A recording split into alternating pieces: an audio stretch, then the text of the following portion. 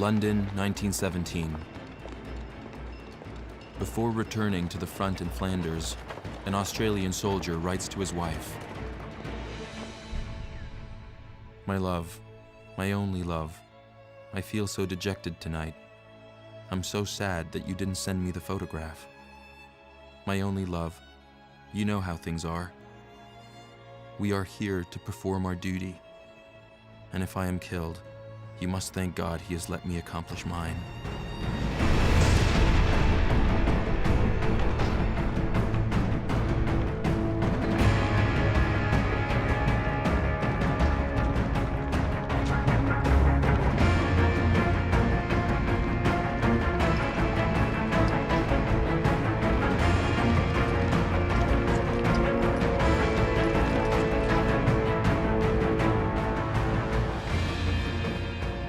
The war is born out of the fury of men. It traps them in fear. It plunges them into hell. They rage for it to end. They long for deliverance. Autumn, 1917. The world is at war. The United States has joined Great Britain, France, Belgium, Russia, Japan, and Italy. Italy is battling the Austrians to conquer the cities of Trento and Trieste. In the Alps, the Italian troops face terrible hardships. Most are peasants, though a few work at the Fiat factory.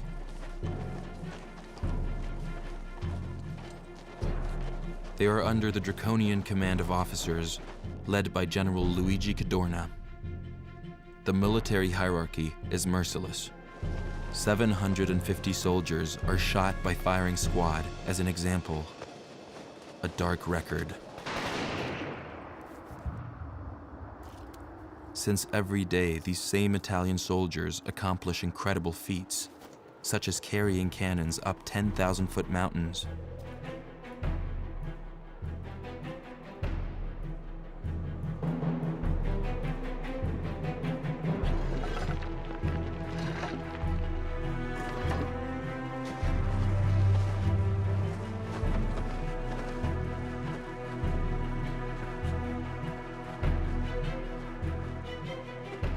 Cannons that are meant to dislodge the Austrian enemy.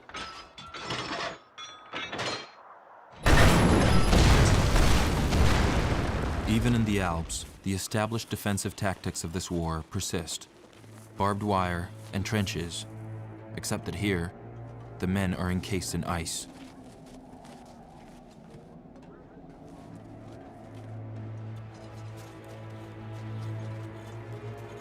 With their bayonets, they carve altars for their heroic chaplain, and for God, their protector, and only hope.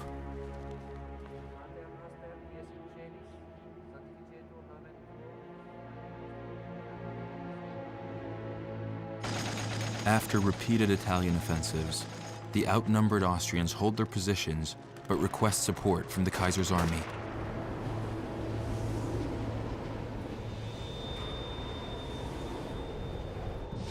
October 24th, 1917, German reinforcements arrive. Among them is Lieutenant and future Field Marshal Erwin Rommel. He is 26. He and his men infiltrate the Italian lines. He says, "The deeper we penetrate enemy positions, the less they expect it, and the easier the battle."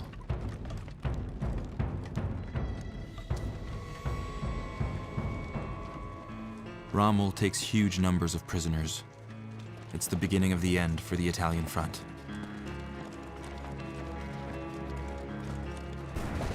German and Austrian troops pour down from the mountains and take the city of Caporetto. In less than 10 days, they advance 60 miles.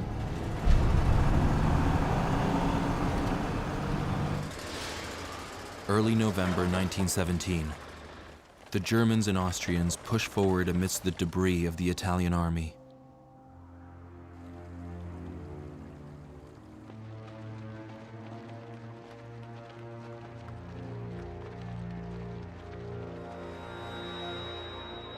275,000 Italian soldiers surrender. Many shout, "Our enemy is Cadorna, not the Austrians." General Cadorna says, "My army has gone on strike."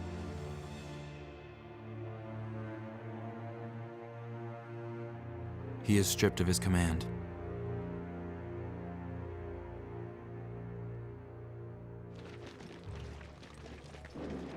The carnage of Caporetto was evoked by Ernest Hemingway in his novel A Farewell to Arms. At 19, he was a volunteer in an Italian ambulance unit. Hemingway writes, "I was always embarrassed by the words sacred, glorious, and sacrifice. The sacrifices here were like the stockyards at Chicago if nothing was done with the meat except to bury it. There were many words that you could not stand to hear. Abstract words such as glory, honor, courage, or hallow were obscene.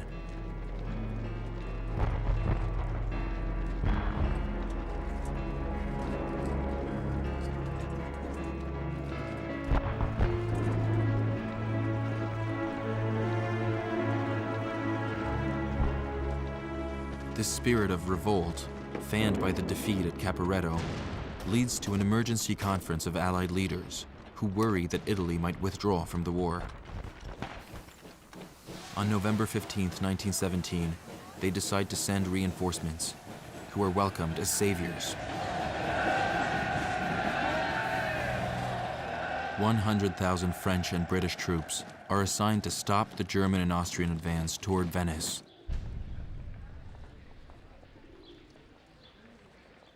France also sends an air squadron. The French aviators enjoy the perks of this posting.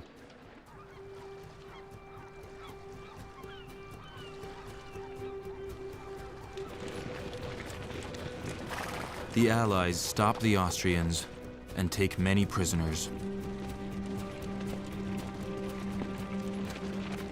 These soldiers, encompassing all the various peoples of the Austro-Hungarian Empire, are fed up. There are rumblings of mutiny, of independence. Their emperor, Karl I, meets with the Kaiser, Wilhelm II. They travel to the front to appraise the situation.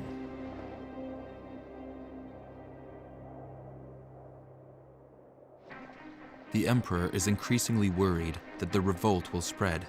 He continues to favor peace and wants to negotiate. But not the Kaiser. He still dreams of a victory that could save him. The Kaiser says, "After the war, we will conclude a major treaty with France and then with all of Europe.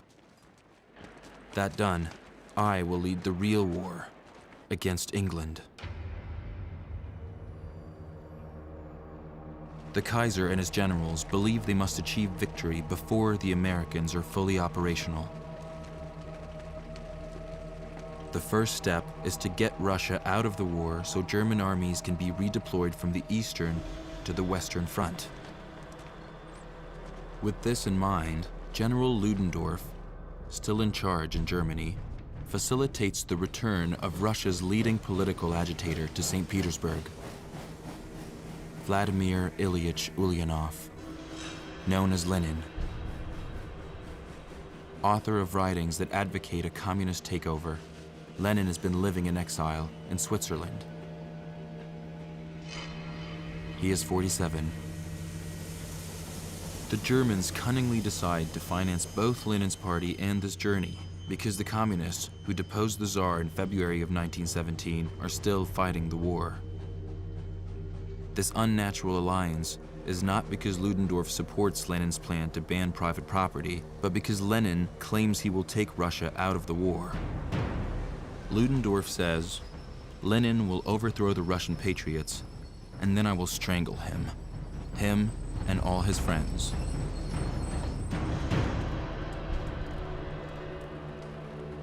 In a Russia crushed by war, a Russia of misery, famine, and with an army in chaos, Lenin says, peace, bread, land, and freedom are necessary for the masses. Lenin accuses Kerensky's provisional government of prolonging the imperialist butchery.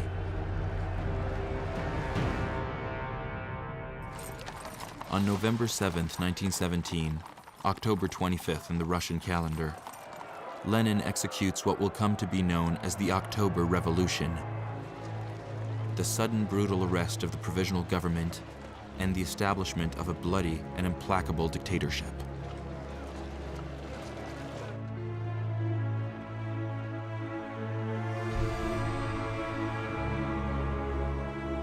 Lenin had written a decade earlier during the 1905 revolution, "Terror is an instrument of social hygiene." Among the early victims of this policy are the entire imperial family. The great Russian Empire is the first to fall as a result of the war.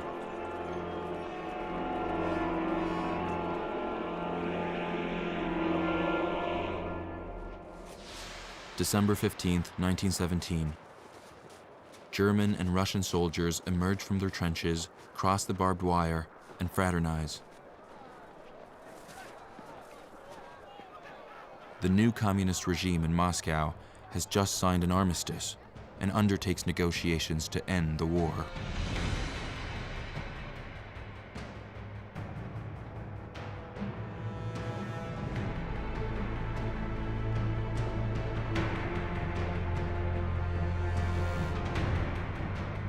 Lenin says, "We must come to a compromise with the imperialist bandits."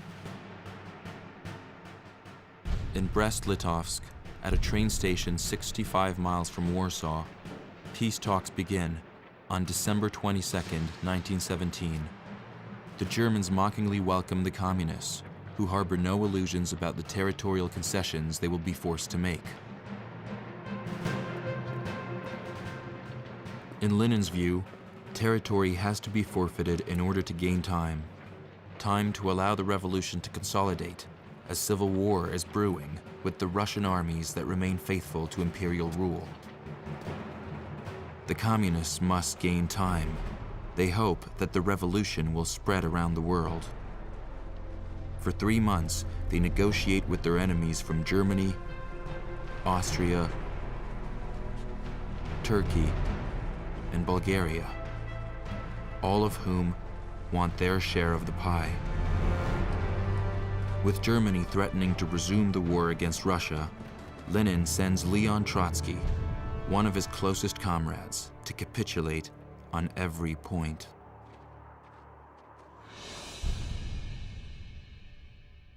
The peace treaty is signed on March 3, 1918. Russia loses almost 400,000 square miles of its territory and a quarter of its population, from the Balkans to Poland, which regains its independence, and Ukraine, which promptly enters the war against the Bolsheviks. Ludendorff has succeeded. He can transfer much of his army to the Western Front. For Wilhelm, Hindenburg, and Ludendorff, it's a whole new game. In March 1918, a battered and starving Germany begins massing 2 million troops on the Western Front. The German troops now outnumber the enemy. The German High Command realizes its dream of 1914, uniting its forces to overpower the French and British, with a series of offensives along the entire front.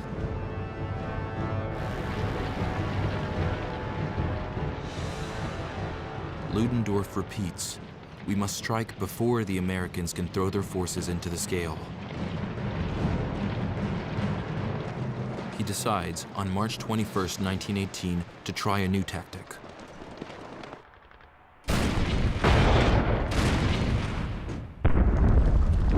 After a short period of shelling to prepare the attack, his shock troops, following the example of the young Rommel and Caporetto, infiltrate the enemy lines.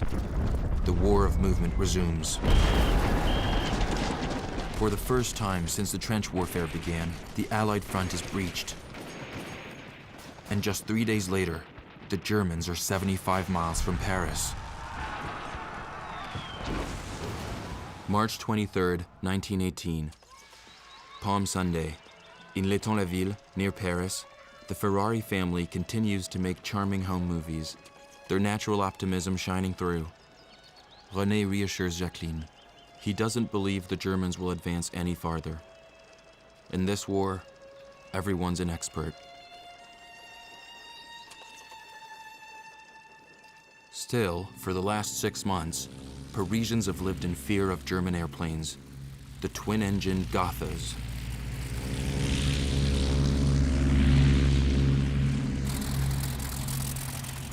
These planes are the world's first strategic bombers. They replace the Zeppelins that have terrorized London and Paris.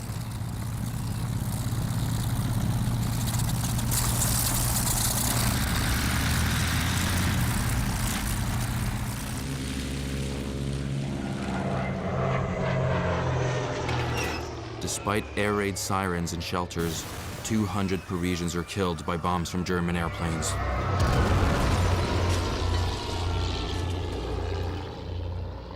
The army has proposed the construction of a fake Paris 15 miles from the capital, a decoy to trick enemy bombers.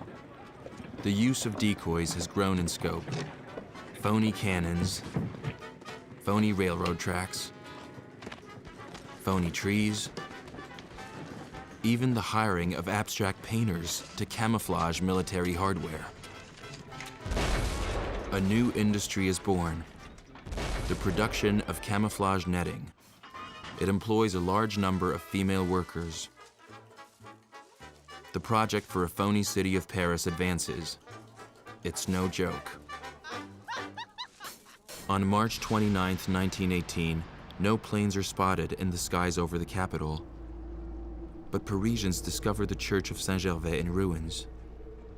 It was destroyed by an artillery shell that left 91 people dead and 68 wounded. A shell? But how is that possible? Parisians panic and send their children out of the city. The Germans are 75 miles from Paris, and even the biggest guns have a range of no more than 20 miles.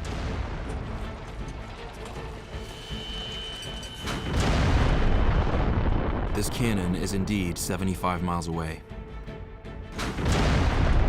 It's the Kaiser's secret weapon, a monster made of 3 cannon barrels welded end to end and named the Pariser cannon. Parisians take to calling it the Big Bertha, after Bertha Krupp of the famous arms manufacturing company. To the north, Canadians and Australian troops help evacuate civilians. The situation is so dire that the British, French, and Belgians decide to unite their forces under a single command. Marshal Pétain is widely admired, but the head of the French government, Georges Clemenceau, 76, called the Tiger, considers Pétain too cautious. Pétain has declared, "I'm waiting for the tanks and the Americans." The political and military leaders of the Allied coalition agree on April 14, 1918, on a supreme commander of their armies, General Ferdinand Foch, 66, who declares, "Victory is a thing of the will." His second in command, General Weygand, sticks out his tongue at the photographer. He will be the unfortunate leader of the French army in World War II. Foch visits American headquarters, east of Paris, to ask General Pershing to engage all his forces in the war. Pershing refuses. The meeting is stormy, despite the smiles for the camera. Pershing says his troops won't be operational before 1919. Exasperated, Foch asks if he intends to sit it out until the French and British have been defeated.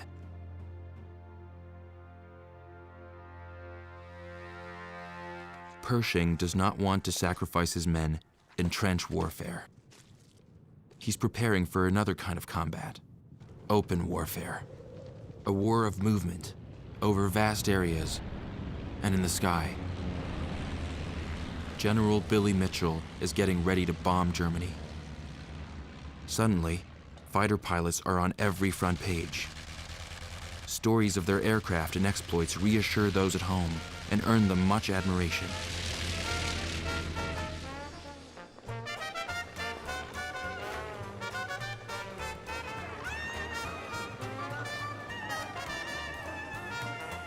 A former automobile racer and Pershing's personal chauffeur, Eddie Rickenbacker, becomes an ace with 26 victories. He says, "Courage is doing what you are afraid to do." He survives the terrible dogfights in the sky. But the most famous French airman, Georges Greenmer, is shot down. Other flying aces make history, such as France's René Fonck with 75 victories, and Canada's Billy Bishop with 72.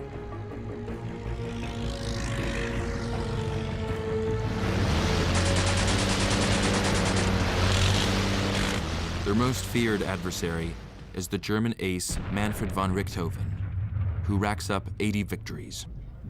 He is one of the rare pilots to comment on the real meaning of air combat victories.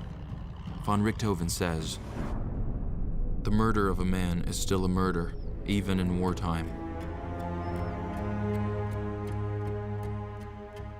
His noble Prussian blood and the color of his airplane earn him the nickname, the Red Baron. He flies a three-winged fighter, the famous Fokker triplane, remarkable for its maneuverability and speed. Von Richthofen develops a new tactic with the other pilots of his squadron. He describes it. "With my bright red plane, I serve as bait.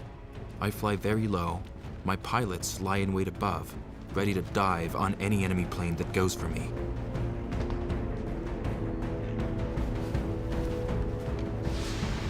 April 21st, 1918. Richthofen, 26, prepares for takeoff. He loads the two machine guns, which are synchronized to fire through the propeller.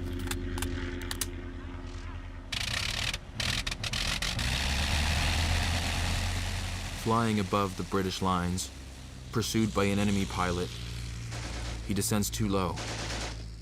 He is shot in the heart by an Australian anti-aircraft gun. The victory over the German ace is also claimed by the pilot who was in pursuit, the Canadian Roy Brown, seen here posing with Richthofen's two machine guns to prove it.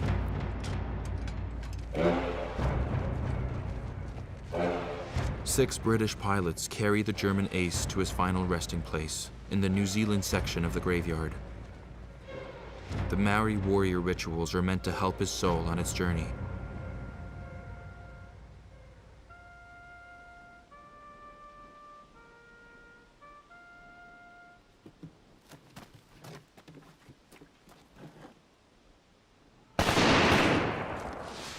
In this month of April 1918, the loss of the Red Baron hits Germans hard.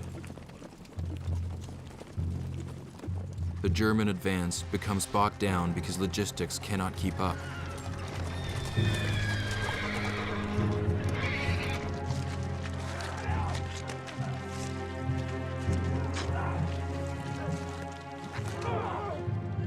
Supplies do not arrive. The men are hungry.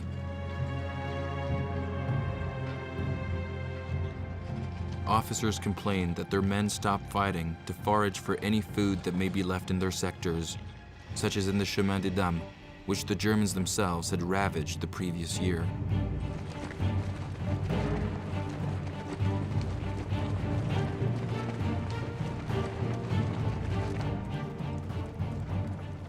From time to time, a lucky few may find a scrawny old sheep. Lack of food, water contaminated by decomposing bodies, buried and thrown up again by the shelling, the staggering proliferation of vermin, the movement of massive numbers of men. All these factors create ideal conditions for the worst epidemic since the Black Death in the 14th century. The Spanish flu, so named because it was first reported in Spain by an uncensored press, hits North America, Africa, Asia, and all of Europe, leaving 30 million dead around the world.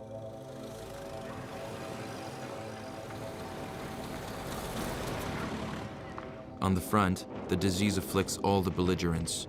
200,000 British, 400,000 French, and 500,000 German soldiers are put out of action by the Spanish flu. Ludendorff, short of men, empties military hospitals and orders soldiers who are sick or convalescing back to the front. And Wilhelm II hands out medals, the Iron Cross, after the initial successes in this campaign. But he is visibly worried.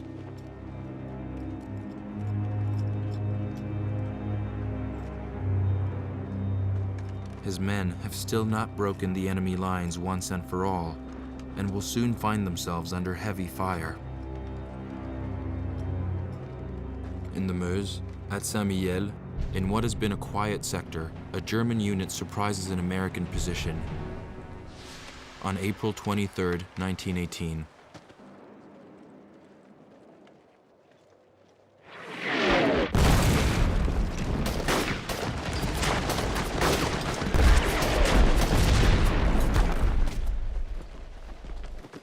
The Americans lose 650 men. General Pershing is furious. He orders a counterattack in which a future president of the United States, Artillery Captain Harry Truman, distinguishes himself.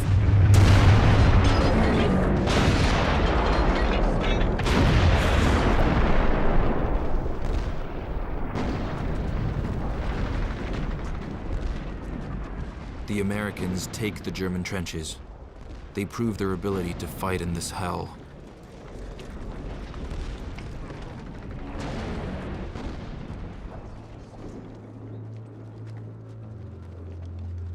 They film their first prisoners.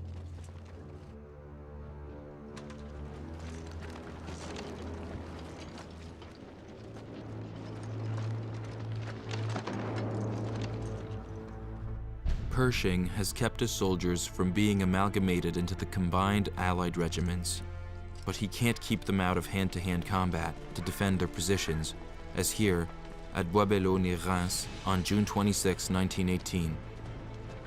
The Marines have stopped the German advance, but at a terrible cost. The U.S. Secretary of the Navy, Josephus Daniels, witnessed the fighting. He writes to Wilson, "The Marines fought according to American methods, in successive waves, passing over the bodies of their dead comrades and plunging ahead until they too should be torn to bits." In all the history of the Marine Corps, there is no such battle as that one. Fighting day and night without sleep, often without water, and for days without hot rations, they lost 3/4 of their companies.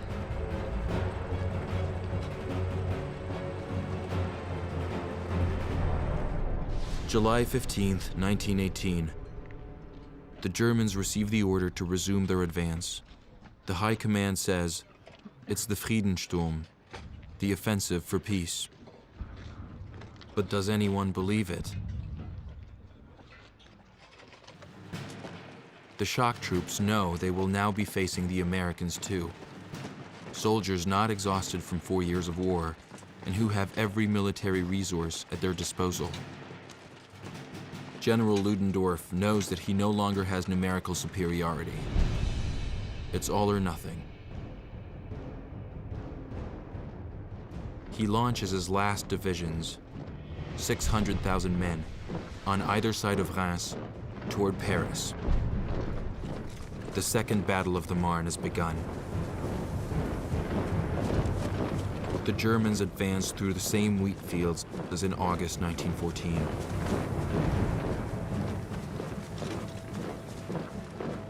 Suddenly, ahead of them, French troops.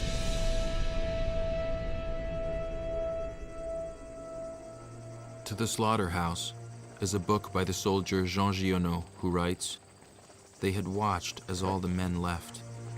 It was a thick summer night smelling of corn and horse sweat. This war was to be the war to end all wars.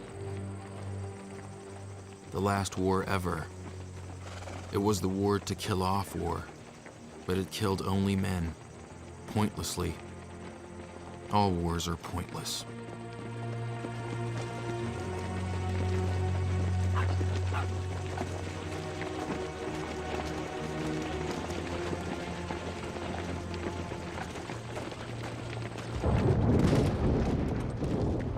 Marshal Foch mounts a powerful Allied counteroffensive comprising 1 million men and 500 tanks.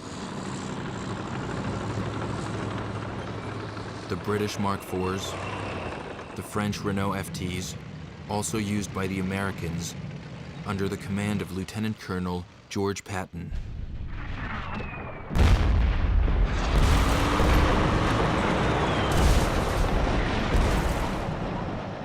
A prelude to the combined tank warplane tactics of the next war.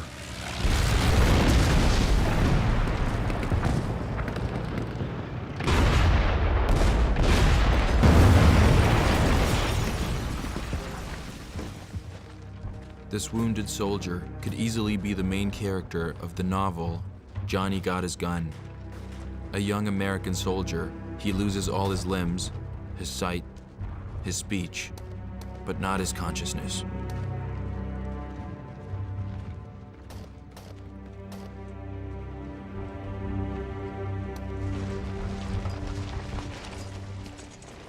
August 8th, 1918.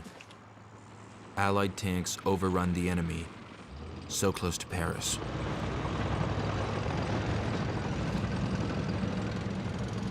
The German army, lacking tanks and reserve troops, completely collapses. They lose 150,000 men, including 40,000 taken prisoner. Ludendorff dubs it the Black Day of the German army. His offensive for peace has failed, but he has no choice except to try to delay for as long as possible the Allied advance toward the German border. The great empires teeter. Austria-Hungary braces for an onslaught of the Army of the Orient. Troops from France, Great Britain, Italy, Serbia, and Greece set out from Salonika to reconquer the Balkans. The Ottoman Empire is also under threat, with the British advancing on Damascus. With support from Arab tribes, the British complete their conquest of Turkish-ruled Palestine.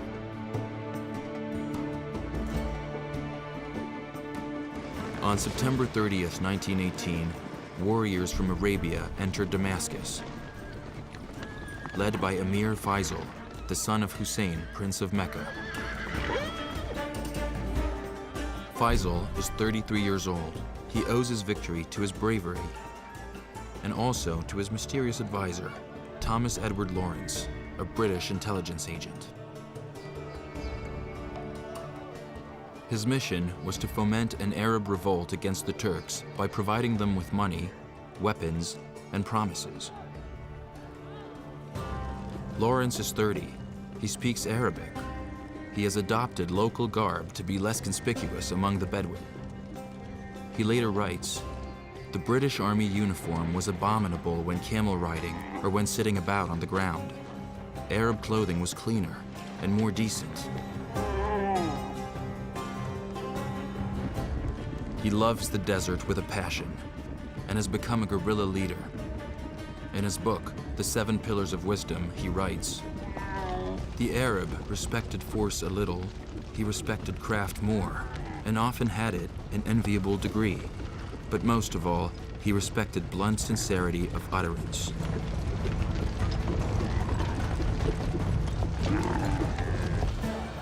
But the British go back on their commitment by divvying up, with the French, the Ottoman Empire that they had promised to Faisal. Syria and Lebanon go to the French, and the English create a new country, Iraq.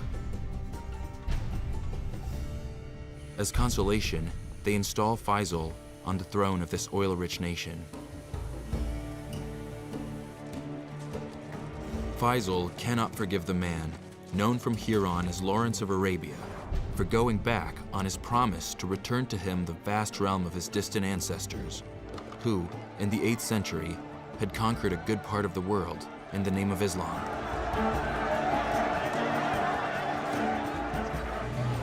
Equally galling to the Arabs, when the British conquered Jerusalem, they showed support for the Jewish population of Palestine.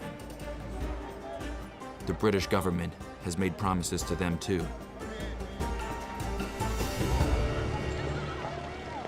The First World War is not over. France, early October 1918, the east and north of the country lie in ruins. Foch's powerful counteroffensives advance along the entire front. The Americans attack in the Argonne region, the French in the Meuse, in Champagne, and in Picardy. The British armies, along with the Australian cavalry, advance toward Cambrai. The Belgians and Canadians march on Mons.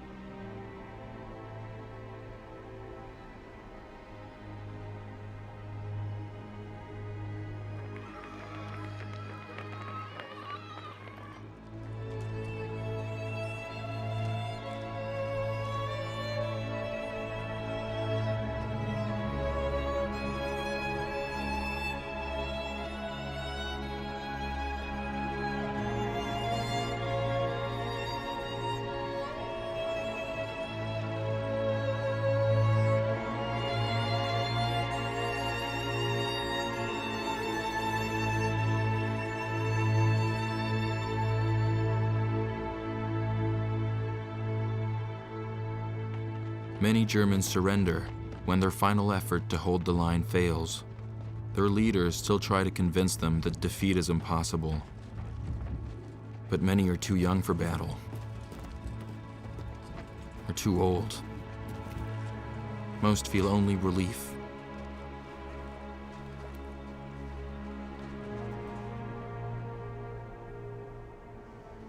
There's no need for battlefield propaganda now. Camera crews go back to Germany to film the revolution. Sailors are mutinying, workers' councils control the major cities. Ludendorff feels his power slipping. In private, he speaks of armistice, but in public, he defends the army's record. On October 25, 1918, Ludendorff issues a proclamation. For us, as soldiers, capitulation is unacceptable. We must resist with all our might. This is the beginning of the legend known as the stab in the back. For both Ludendorff and Hitler, the army had not been defeated by the enemy, but by the politicians. A new government under the socialists strips Ludendorff of his command. He flees to Sweden.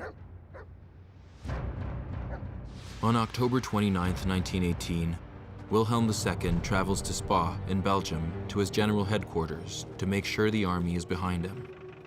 But the regime in Berlin has changed and now demands his abdication. No one, least of all Wilson, wants to negotiate with the man seen as one of the main instigators of the war. On November 9, 1918, Kaiser Wilhelm II abdicates and seeks refuge in the Netherlands.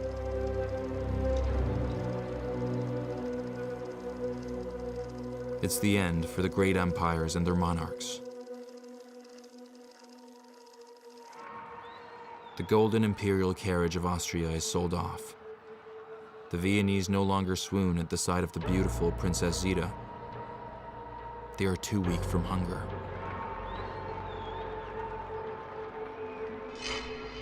as is the Austro-Hungarian army, defeated by the Italians at the Battle of Vittorio Veneto.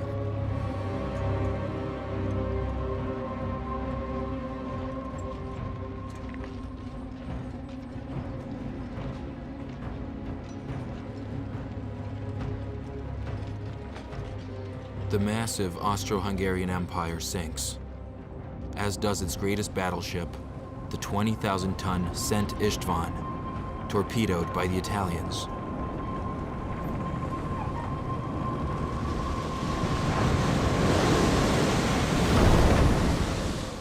Emperor Karl goes into exile with Zita. November 11, 1918, Marshal Foch's special train enters the station of Compiègne, north of Paris.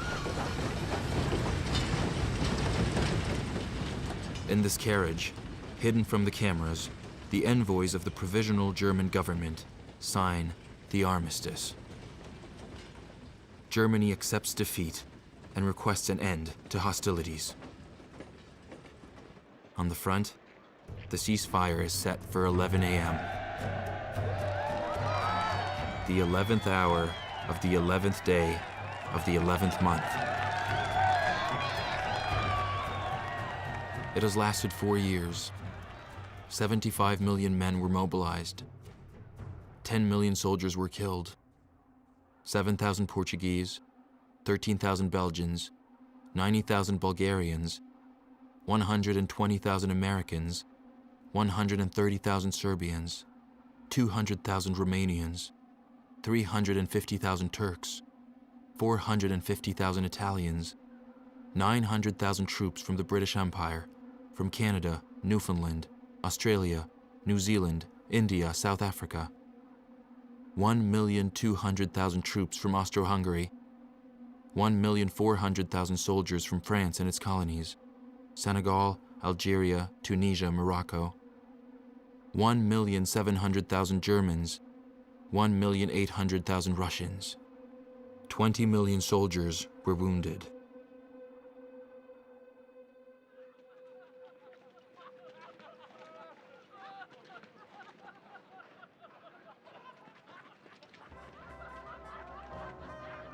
Eight million civilians died.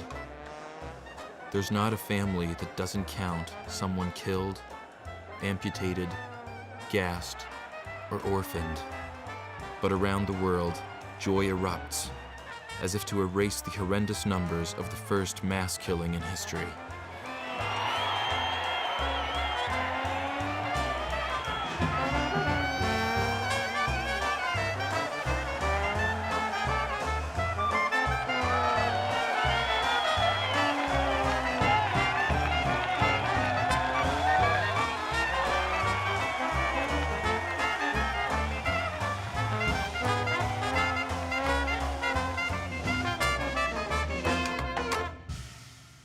Leaders shape the memory of the war by commissioning countless monuments that depict their soldiers marching toward sacrifice and glory.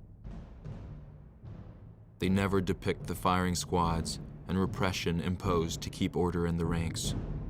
Despite the mass slaughter, these monuments almost always seek to convince us that it is right to kill and to be killed for one's homeland.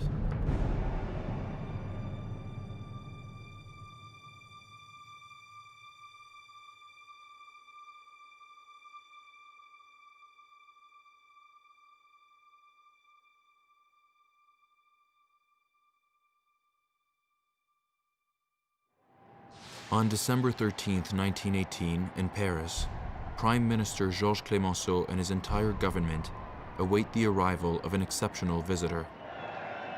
The President of the United States, Woodrow Wilson. This is the first time in history that a President of the United States leaves his country and crosses the Atlantic. But the situation is grave. The armistice has been signed, but peace must be made. Many questions remain open. Countless conflicts arise, and now America has a place at the table. Wilson's first official act is, of course, to inspect his troops.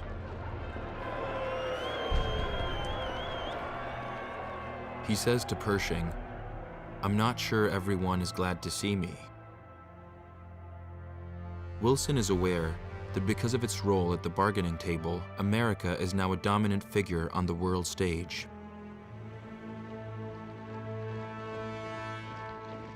Wilson champions what he calls the right of nations to self-determination. This ideal opens the door to innumerable demands for nationhood and the drawing of new borders.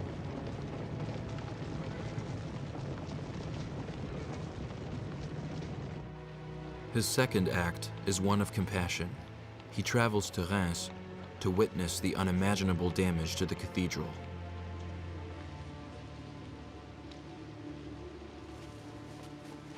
Wilson surveys the extent of the disaster.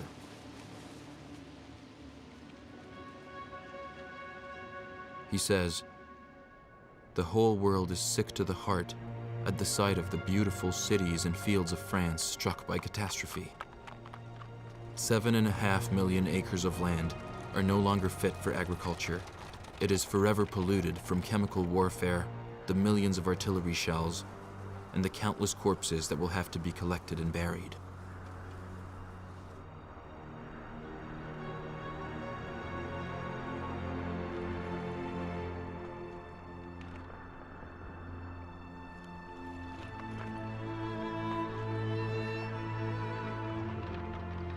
Refugees just want to go home. They try, but hundreds of villages have been wiped from the map.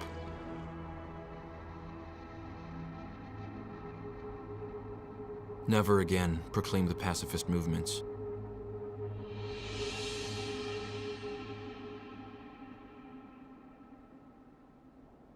The US president, the French and the British come up with the idea of an international body designed to avoid war in the future.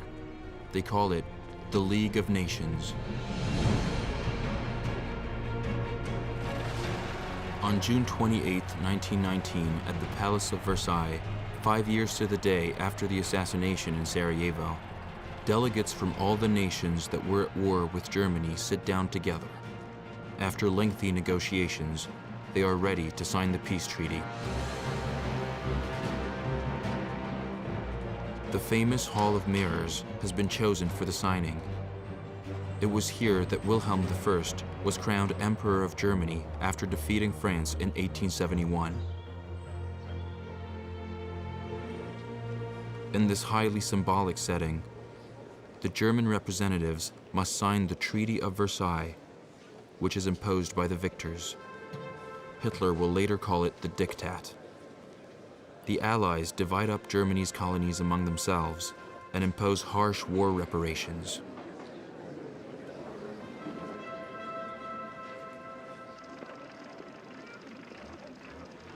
The treaty has many critics. The renowned British economist John Maynard Keynes writes, "If we take the view that Germany must be kept impoverished and her children starved and crippled, vengeance, I dare predict, will not limp."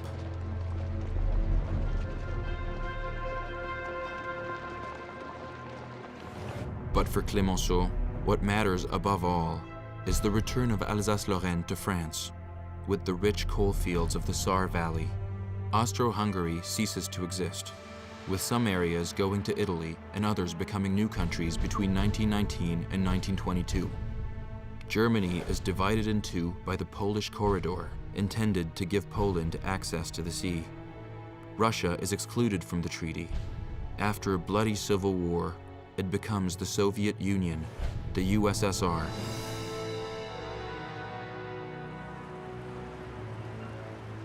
Wilson sails back home. Americans are hostile to the treaty, and Congress fails to ratify it. The senator from Pennsylvania, Philander Knox, tells Wilson, "Mr. President, I am convinced, after the most painstaking consideration that I can give, that this treaty does not spell peace, but war. War more woeful and devastating than the one we have but now closed. The United Kingdom is the only great empire to survive." King George V, his Prime Minister Lloyd George, and Marshal Foch embrace their roles as victors. But there is division among them. The priority for the British is to prevent the return of war, whereas in the eyes of the French, Germany must be punished. Pierre Ferrari, now 18, dressed in his father's uniform, plays the part of a soldier. He refuses to shake hands with his brother, who is playing a German. A whole generation of German children will grow up humiliated and dreaming of revenge.